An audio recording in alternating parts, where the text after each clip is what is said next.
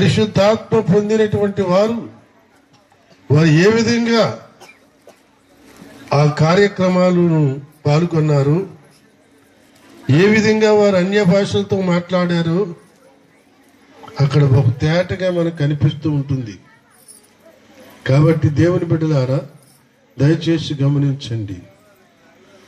ఈ పరిశుద్ధాత్మ మనలను మనం ఎలా చేస్తుందంటే నీతిమంతులుగా చేస్తుంది. దేవునికి స్తోత్రం. హల్లెలూయా, హల్లెలూయా.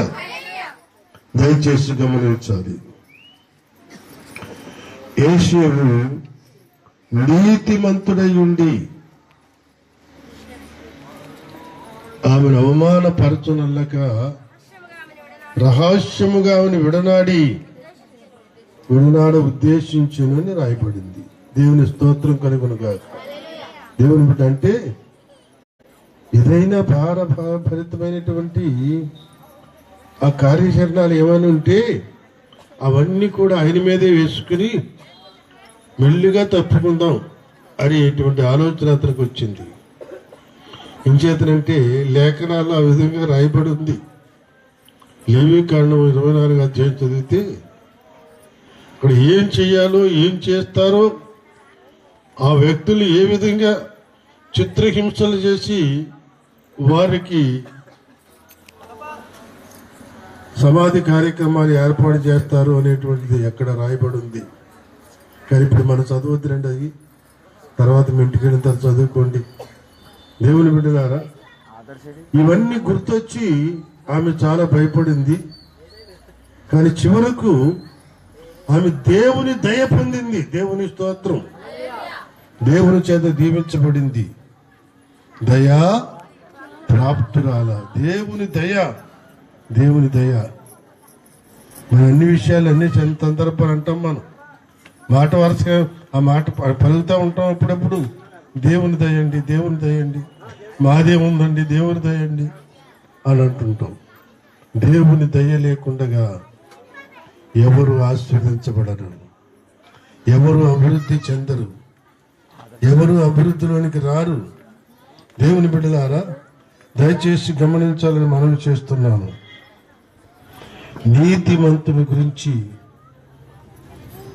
ఈ కొత్త పాత నిబంధన గ్రంథాలలో 2-3 నీతిమంతులు మనం జ్ఞాపకం చేసుకుందాం ఈ రాత్రి సమయంలో. దేవునికి స్తోత్రం. హల్లెలూయా. పరిశుద్ధ లేఖనాల్లో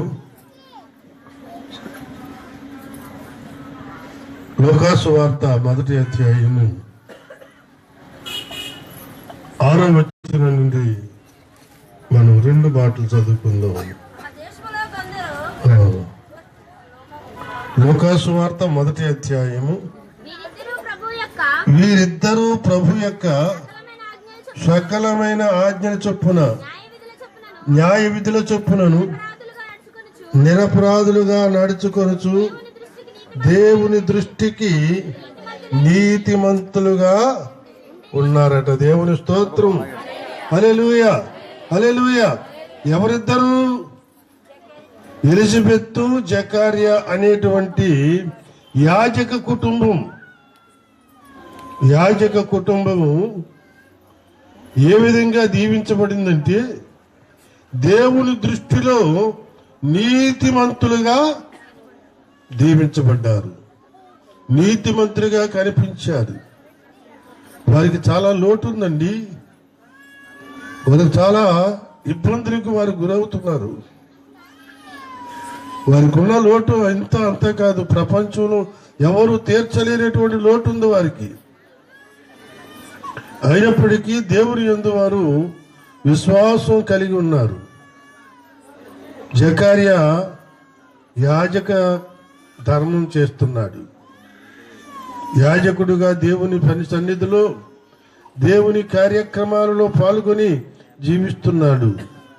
అతని భార్య ఇంటి వద్ద ఉండి ఆ ఇంటి కార్యక్రమాలన్నీ చూసుకుంటూ దివారాత్రులు దేవుని సన్నిధిలో ప్రార్థన చేస్తూ ఉంది. జకర్యా భార్య వీరిద్దరు కూడా నీతిమంతుల జాబితాలో చేర్చబడ్డారు. దేవుని స్తోత్రం. దేవుని బిడ్డలారా దయచేసి గమనించాలి. నీతిమంతులు ఈ దినాలలో నీతిమంతులు అనేటువంటి వారు ఉన్నారా? నేను ప్రశ్నిస్తే లేరు అంటారు మీరు. ఉన్నారో లేరు ముగింపులో చెప్తాను. దేవుని బిడ్డలారా దయచేసి గమనించాలని మనవి చేస్తున్నాను. ఈ జకారి ఎలిజబెత్తులు నీతిమంతులుగా ఉండి దేవుని సకలమైనటువంటి ఆజ్ఞ చొప్పున న్యాయ విధుల చొప్పున నిరపరాధులుగా నడుచుకుంటూ ఉన్నారు. దేవునికి స్తోత్రం, హల్లెలూయా. సకలమైనటువంటి ఆజ్ఞలు దేవుడు ఏ ఆజ్ఞ ఇస్తున్నాడో ఆ ఆజ్ఞ ప్రకారంగా వారు నడుచుకున్నారు. దేవుడు ఏ విధమైనటువంటి న్యాయాన్ని తీర్చాడో, ఏ విధమైనటువంటి న్యాయ ప్రకారంగా నడిపించాడో ఆ విధమైనటువంటి న్యాయముగా వారు ప్రవర్తించారని దేవుని వాక్యం తెలియజేస్తుంది. అందుచేత వారు దేవుని దృష్టికి నీతిమంతులుగా ఎంచబడ్డారు. దేవుని బిడ్డలారా, దేవుని సన్నిధికి వెళుతున్నాం, దేవుని సన్నిధికి వస్తున్నాం, ప్రార్థన చేస్తున్నాం, వెళుతున్నాం, వస్తున్నాం అంటే కాదు. దేవుని సన్నిధిలో మనము ఎలా ఉండాలంటే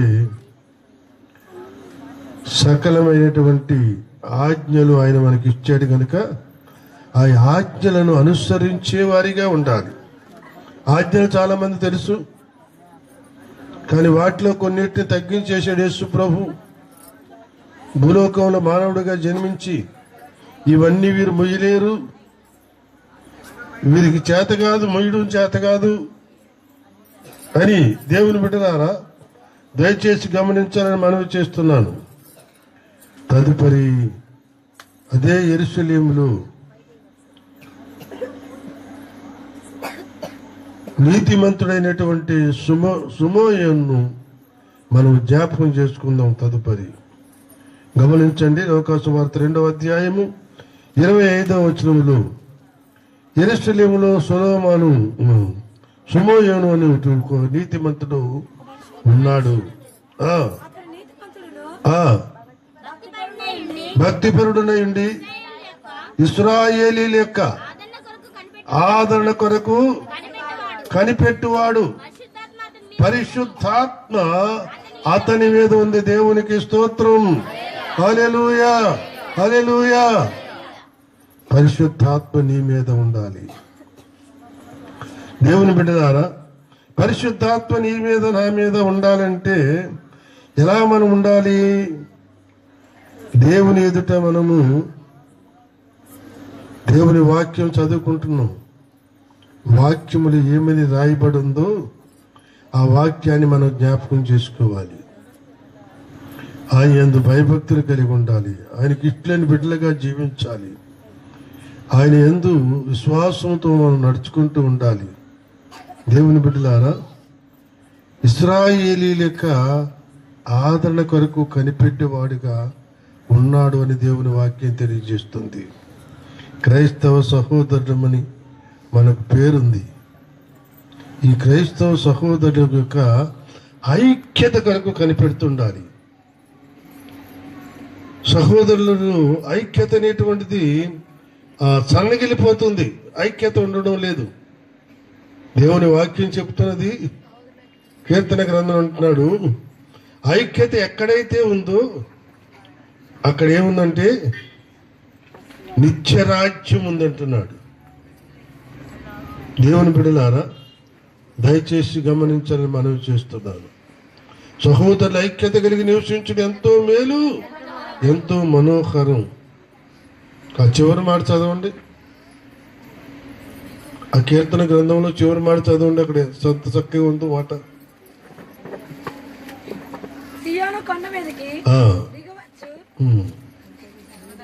ఇంకా కింద చదవండి. ఆశీర్వాదమును శాశ్వత జీవమును అచ్చట ఉండవలెనని యెహోవా సెలవిస్తున్నాడు. దేవునికి స్తోత్రం. ఐక్యత ఎక్కడుందో అక్కడే ఆశీర్వాదం ఉంటుంది, అక్కడే శాశ్వత జీవము ఉంటుంది. అందుచేత దేవుని బిడ్డలారా దయచేసి గమనించండి.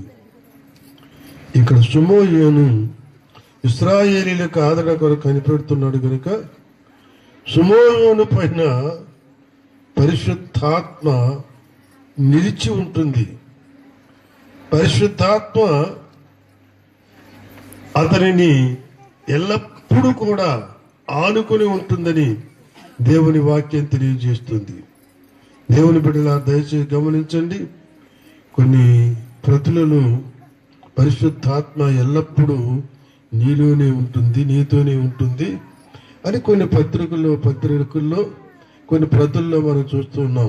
దేవుని బిడ్డలారా, ఆత్మ లేకపోయినట్లయితే మనం ఎవరూ కూడా ఏ కార్యాన్ని కూడా కొనసాగించలేము.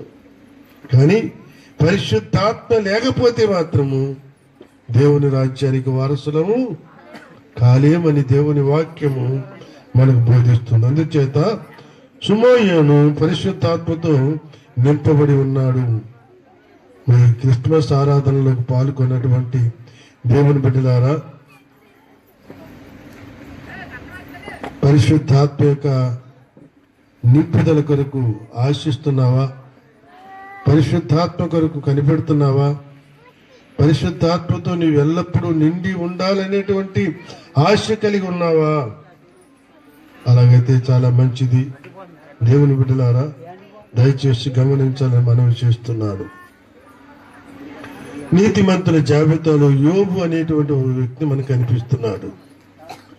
యోబును గూర్చి యోబు గ్రంథము 1వ అధ్యాయము 6వ వచనం నుండి 8వ వచనం వరకు మనం చదివితే, దేవదూతలు యెహోవా సన్నిధిని నిలుచుటకై వచ్చిన దినం ఒకటి తటస్థించింది. ఆ దినమున అపవాది కలిసి వచ్చాడు. యెహోవా, నీవెక్కడి నుండి వచ్చావని వాడిని అడుగుగా, అపవాది భూమి మీద ఇటు అటు తిరుగుచు అందులో సంచరించుచు, అప్పుడు యెహోవా, నీవు నా సేవకుడైన యోబును సంగతి ఆలోచించితివా? అతడు యథార్థవంతుడు, న్యాయవంతుడు, దేవుని యందు భయభక్తులు కలిగి చెడుతనమును విసర్జించినవాడు భూమి మీద అతని వంటి వాడు ఎవ్వడూ లేడు. దేవుని స్తోత్రం. హల్లెలూయా, హల్లెలూయా. దేవుని బిడ్డలారా, దేవుడు ఎంతో తేటగా చెబుతూ ఉన్నాడు. యోబు గురించి సాక్ష్యం ఇస్తున్నాడు. యోబు యథార్థవంతుడు, న్యాయవంతుడు, చెడుతనాన్ని విసర్జించిన వాడు, అతని వంటి వాడు మరొకడు ఇంతవరకు లేడు భూమి మీద అని చెబుతున్నాడు. కనుక దేవుని బిడ్డలారా, దయచేసి గమనించాలని మనవి చేస్తున్నాము. దేవుని సన్నిధిలో దేవుని వాక్యాన్ని ధ్యానం చేసుకుంటూ దానిని అనుభవించి దాన్ని అనుసరించి నడుచుకుంటూ ఈ దినాలలో మనము అటువంటి అనుభవానికి రావాలని మనవి చేస్తున్నాను. దినదినము కూడా అటువంటి అనుభవం మనం పొందుతుండాలని మనవి చేస్తున్నాను. ఒకప్పుడైతే ఎన్నెన్నో మరి సమస్యలు, ఎన్నెన్నో కార్యక్రమాలు, అటువంటి సందర్భాలలో దేవుని బిడ్డలారా, ఈ పవిత్రమైనటువంటి సేవను విడిచిపెట్టకుండా దేవుని యొక్క సేవలో ముందుకు సాగడానికి దేవుడు మరి నాకెంతో కృప చూపాడు ఈ ప్రాంతంలో అని నేను మీకు తెలియజేస్తున్నాను. దేవుని బిడ్డలారా, ఇంచుమించు నాకు 35 సంవత్సరాల వయస్సులో ఈ సేవకు వచ్చింది నేను. దేవుని బిడ్డలారా, అప్పటి నుండి ఎన్నెన్నో సమస్యలు ఎదురవుతూ ఉండేవి, ఎన్నెన్నో ఇబ్బందులు ఎదురవుతూ ఉండేవి.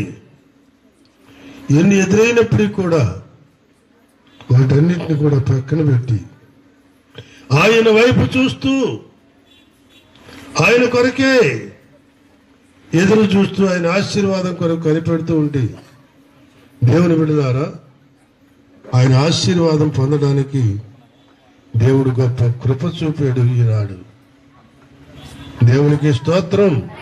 హల్లెలూయా, హల్లెలూయా. కనుక దేవుని బిడ్డలారా, దయచేసి గమనించాలని మనవి చేస్తున్నాను. అలాగే దేవాది దేవుడు ఆది కాండంలో నోవహుతో మాట్లాడుతూ, నోవహు, ఈ తరము వారిలో నీవొక్కడివే నీతిమంతుడివై నాకు కనిపించావంటున్నాడు. దేవునికి స్తోత్రం. ఆది కాండం 7వ అధ్యాయం 1వ వచనాన్ని ఒకసారి చదవండమ్మా. ఈ తరము వారిలో నీవే నా ఎదుట నీతిమంతుడై ఉండుట చూచితిని గనుక నీవును నీ ఇంటి వారును ఓడలో ప్రవేశించండి. దేవునికి స్తోత్రం. హల్లెలూయా. దేవుడు ఎంత చక్కని సాక్ష్యం ఇస్తున్నాడు గమనించండి. జకర్యా నిమిత్తం మంచి సాక్ష్యం ఇచ్చాడు. యోబు నిమిత్తం మంచి సాక్ష్యం ఇచ్చాడు. నోహు నిమిత్తం మంచి సాక్ష్యం ఇస్తున్నాడు. మరి ఈనాడు నీ నిమిత్తం మంచి సాక్ష్యం ఇవ్వాలి. నా కుమార్తెలు, నా కుమారులు నన్ను గురించి వారి జీవితాన్ని అంకితం చేసుకున్నారు. నన్ను గురించి, నా దీవెన కొరకు, నా నామమును ఘనపరచుట కొరకు, నా నామమును స్తుతించుట కొరకు వారి వారి జీవితాలను అంకితం చేసుకున్నారు. అరే ప్రభు మన నిమిత్తము సాక్షి ఇవ్వగలిగేటువంటి వారిగా మనం ఉండాలని మనవి చేస్తున్నాను. దేవుని బిడ్డలారా, దేవుడు ఎల్లప్పుడూ మనల్ని ప్రేమతో చూస్తున్నాడు. ఆయన ప్రేమించే ఈ లోకానికి వచ్చాడు. కానీ ఆయన ప్రేమను మనం ఏం చేస్తున్నామంటే తృణప్రాయంగా తీసేస్తున్నాం. ఆయన మనల్ని ప్రేమిస్తూ ఉంటే మనము ఆయన ఇంకా గౌరవించాలి, ఆయన ఇంకా సన్మానించాలి. ఆయన గౌరవించడానికి బదులుగా, ఆయన సన్మానించడానికి బదులుగా ఆయనను అగౌరవపరుస్తున్నాం, ఆయన అవమానపరుస్తున్నాం. అంటే ఎలాగ మనం అవమానపరుస్తున్నాం, ఎలాగ ఆయన కించపరుస్తున్నాం అంటే ఆయన కార్యక్రమాలను మనము కించపరచడమే, ఆయన కార్యక్రమాలకు మనం అభ్యంతరంగా ఉండడమే. దేవుని బిడ్డలారా, దయచేసి గమనించాలని మనం చేస్తున్నాను. ప్రభువైన యేసుక్రీస్తు వారు ఇంత చేసిన తర్వాత ఆయన ఇప్పుడు మనం ధ్యానించుకున్నటువంటి వాక్య భాగం అది.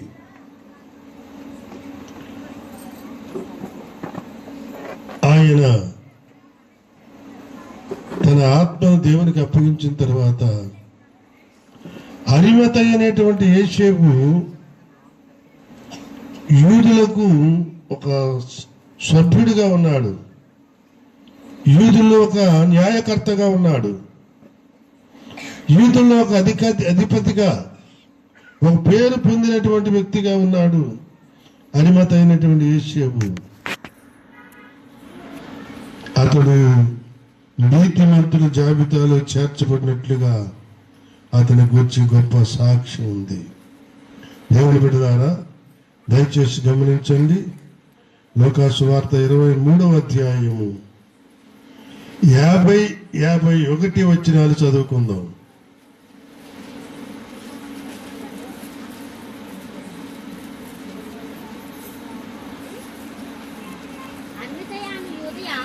అరిమతయి అనే యూదుల పట్టణపు సభ్యుడైన యేసేపును ఒకడుండెను. అతడు సజ్జనుడు, నీతిమంతుడనై ఉండి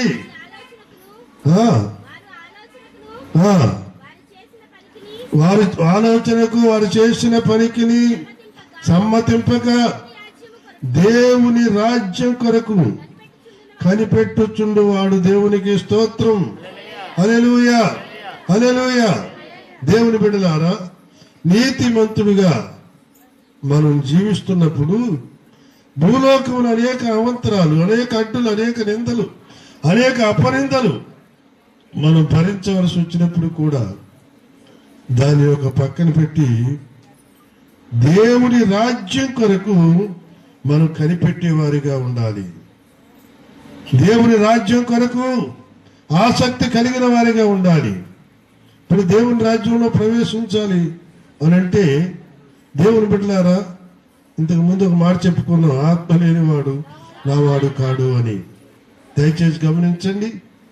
ఇప్పుడు ఇంచుమించు 4-5 నీతిమంతుల్ని నేను మీకు జ్ఞాపకం చేశాను. ఇప్పుడు దేవుని సన్నిధిలో దేవుని నామమును స్తుతిస్తూ కనపరుస్తున్నా, నీవు నీతిమంతుడువా, నీతిమంతురాలువా కాదా? ఒక్కసారి ఆలోచన చేయాలి. దేవుని బిడ్డలారా, కాదు అని దేవుని వాక్యం చెబుతుంది.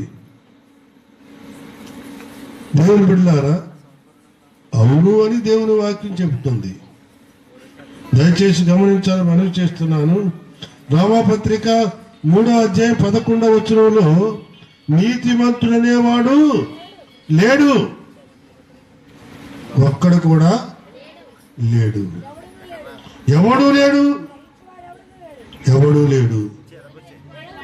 దేవుని వెతికేవాడు కూడా లేడు. అందరూ త్రోవ తప్పి ఏకముగా పనికి మారిన వారై ఉన్నారు. అందరు పనికి మాలిన వారై ఉన్నారు. మేలు చేసేవాడు ఒక్కడు కూడా లేడు, ఒక్కడైనను లేడు. దేవునికి స్తోత్రం. హల్లెలూయా, హల్లెలూయా. ఇంత భయంకరమైనటువంటి పరిస్థితుల్లో ఉన్న మనలను శాంతి లేకుండా, సమాధానం లేకుండా, నెమ్మది లేకుండా, సరైన ఆరోగ్యం లేకుండా, సరైనటువంటి పోషక పదార్థాలు లేకుండా, ఎన్నో ఇరుకులు ఇబ్బందులు పడుతూ దీనులుగాను దరిద్రులుగాను ఎన్నిక లేని వారిగా జీవిస్తున్నటువంటి మనలను ఎన్నికైన వారిగా చేయడానికి,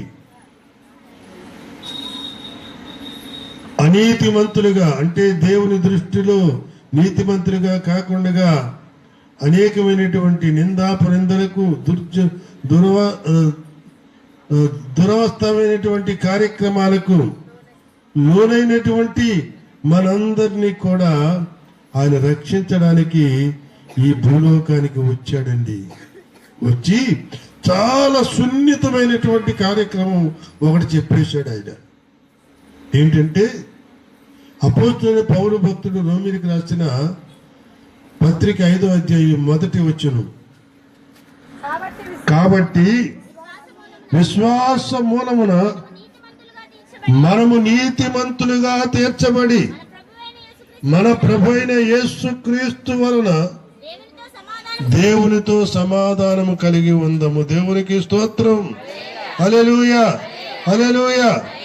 దేవుని బిడ్డలారా గమనించండి.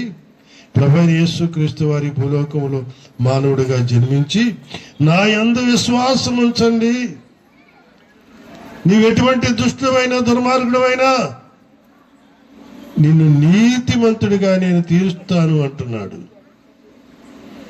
దేవుని బిడ్డలారా దయచేసి గమనించాలని మనవి చేస్తున్నాను. విశ్వాసము ద్వారా నీతిమంతులు అంటే ప్రభు అయిన యేసుక్రీస్తు వారి యందు విశ్వాసం ఉంచడం ద్వారా నీతిమంతులుగా తీర్చబడుతున్నారని దేవుని వాక్యం మనకు బోధిస్తున్నది. దేవుని బిడ్డలారా, ఈనాడు అనేక మంది యేసుక్రీస్తునందు విశ్వాసం ఉంచుతున్నారు. నీతిమంతుల జాబితాలో చేర్చడానికి ఉర్రూతలొగుతున్నారు. దేవుని రాజ్యంలో ప్రవేశించాలని అరిమతైన యేసేపు దేవుని రాజ్యం కొరకు కనిపెట్టినట్లుగా ప్రజలు కనిపెడుతున్నారు. దేవుని రాజ్యం కొరకు ఆశతో ఎదురు చూస్తున్నారు, ఆసక్తితో ఎదురు చూస్తున్నారు. దేవుని బిడ్డలారా దయచేసి గమనించాలని మనం చేస్తున్నాం. అటువంటి సందర్భాలలో దేవుడు వారికి ఉన్నతమైనటువంటి స్థితిని కలుగజేసి దేవుని యందు విశ్వాసముతో, నమ్మకంతో, భక్తితో జీవించేటువంటి అనుభవాన్ని వారికి నేర్పిస్తూ ఉన్నాడు. దేవుని బిడ్డలారా, ఇంకా ఇది కూడా వారికి సరిపోదని మన కొరకు ఆయన చేసినటువంటి 8వ వచనం, అయితే దేవుడు మన ఎడల తన ప్రేమను వెల్లడి పరుచుతున్నాడు. ఎట్లనగా మనమింకా పాపులమై ఉండగానే క్రీస్తు మన కొరకు చనిపోయాడు. కాబట్టి ఆయన రక్తము వలన ఇప్పుడు నీతివంతులుగా తీర్చబడి మరింత నిశ్చయముగా రాబో ఉగ్రత నుండి రక్షింపబడుదుము. దేవునికి స్తోత్రం. హల్లెలూయా, హల్లెలూయా. దేవుని బిడ్డలారా దయచేసి గమనించాలి.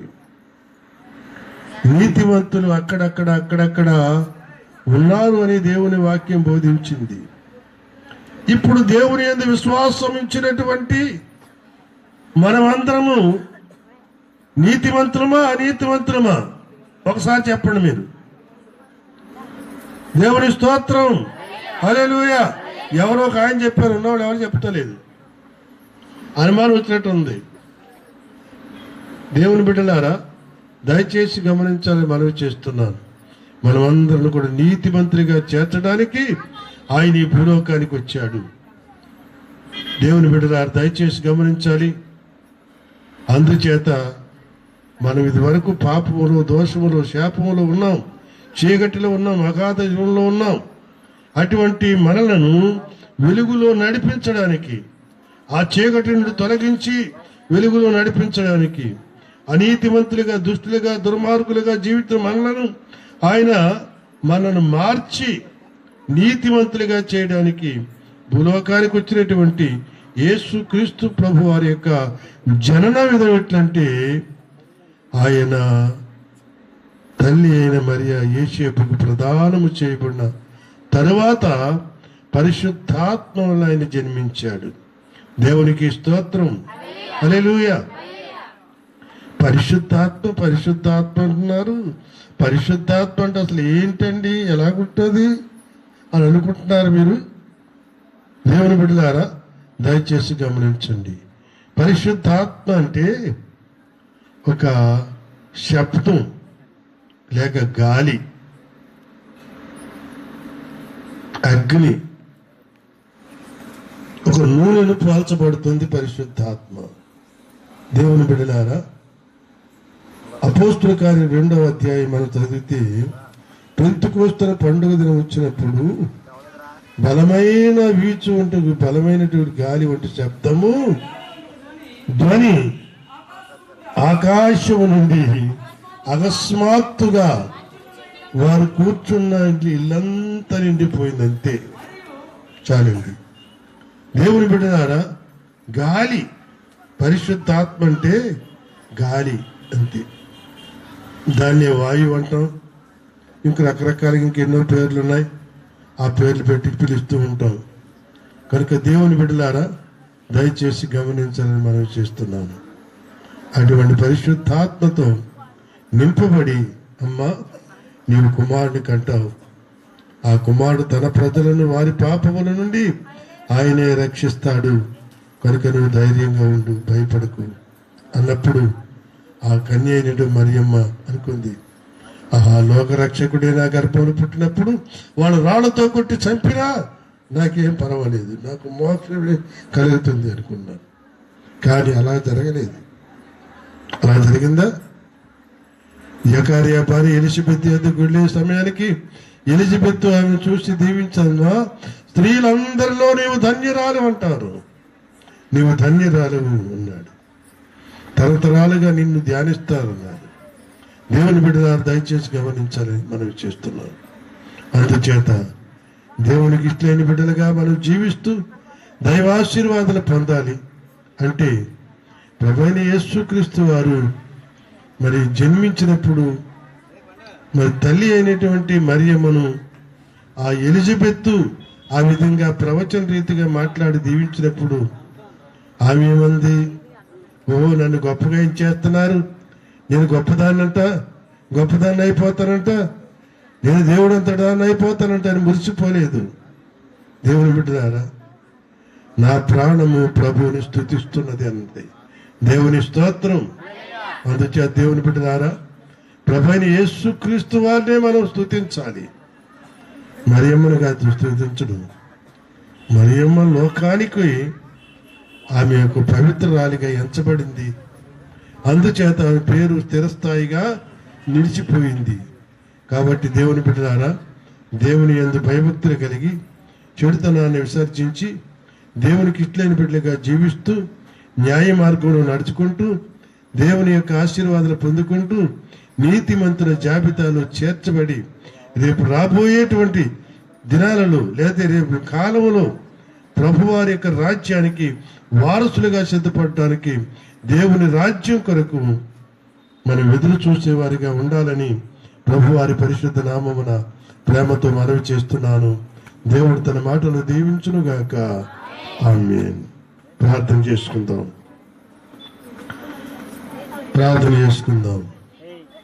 పరమ తండ్రి, పరిశుద్ధుడా, ప్రేమగల మా తండ్రి, మహోన్నతుడా, మీకు వందనాలు. ప్రభా, ధ్యానించినటువంటి వాక్య భాగాలు ఈ బిడ్డలందరికీ ఆశీర్వాదకరంగా ఉండేటట్లు సహాయం చేయండి. మీ కృపా ఆశీర్వాదాలు బిడ్డలకు ఇవ్వండి. శక్తివంతమైన మీ హస్తం బిడ్డలకు తోడించి సహాయం చేయండి. అయినా కూడి వచ్చిన బిడ్డలందరూ దీవించండి. ఈ రోజు మీ జన్మదినాన్ని జరుపుకుంటూ ఉండగా మీ జన్మదిన ఆశీస్సులు బిడ్డలకు అనుగ్రహించండి. సహాయం చేసి మేము పొందండి. యేసు క్రీస్తు వారి పరిశుద్ధ నామమున ప్రార్థిస్తున్నాను తండ్రి.